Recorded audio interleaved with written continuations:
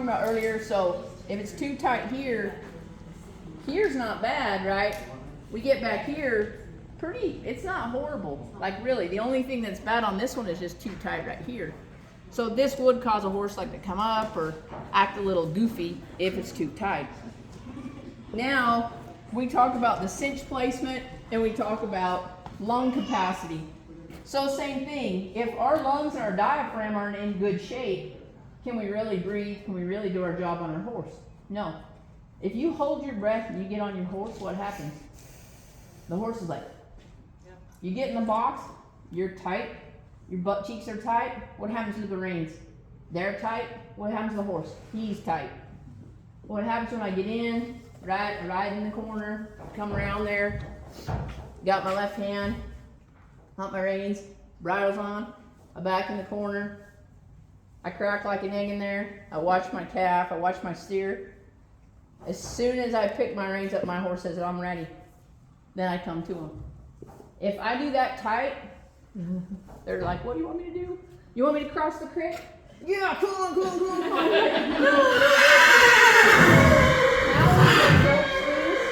Is how we breathe. The horse is no different. So lung capacity, their lungs are huge. They start here, right? They come here, they go to rib 17. The diaphragm is underneath that. The diaphragm inflates and deflates the lungs. So let's say we've got too tight of pressure there. We've got too long or too narrow of cinch. And we're just cutting him in half because the saddle won't stay on. And you ride tight. What's going to happen at the crick? He's going to tell you to stick it, or lunge, or buck, or whatever. And then you're like, this horse is wild. I need to call Clinton. I need to call whoever. Call Wendy. No, that was a joke. But not really. Because then how do you guys know?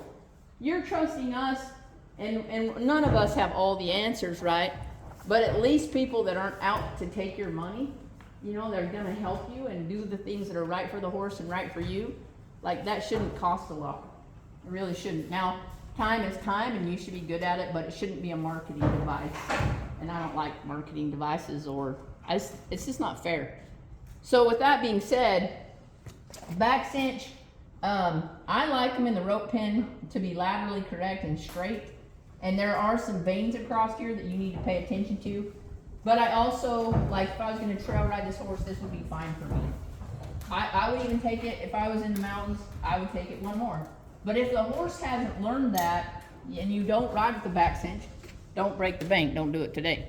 If your horse likes it a little bit looser, it's fine. But you don't want to be too loose. Like this, I actually see that.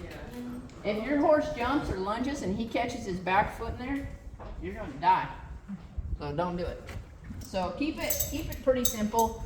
Like this cinch, you can see this rigging is in a good place. This is a great little old saddle. Like this wants to play back a little bit, and we're pretty close in that horse's elbow and armpit. I don't really love that. I would rather have that about 2 fingers off, just because this impedes some motion through the abdomen and the obliques, and then into the pecs, and then our sternum. So rib 1, right, we can't see it, but rib 2, and then we run back to here. Rib 8 is right about here. 9 through 18 are just floaters, and so 1 through 8 are actually connected to the sternum. So just like me, in that exercise, if I didn't use my whole rib cage and my whole back and my whole belly, it would have been a lot harder. So this horse has to use all of his body parts. So good placement on the cinch, so that's in the right spot. Phew. Everyone worries about that. They're like, I was going to get a new pad. I was going to get a new cinch. I'm like, oh, cool, man. Just bring your best game. Like these, you want to make sure that they're always in good shape. So if it gets thin or you want to replace that, that's pretty close. You want to oil it. If you keep it oiled, I'm a huge leather fan. So I would just olive oil or keep it oiled so it's soft and pliable. When they become dry and brittle, that's when they break. And you don't want to have one break on you. You might, but kind of bad. Any questions about that? So overall, I will say this cinch type isn't my favorite. And why? So this is neoprene, made by a great company, but neoprene traps heat. So I'm a mohair, fleece, Airflex, and especially where I live, it's hot. Like I live in Kansas, it's 100 degrees, and you'll ride one out, and then it'll just get so hot, and then they'll end up, you know, they'll blister. They get a lot of things going on. That'll cause one to really get away from you.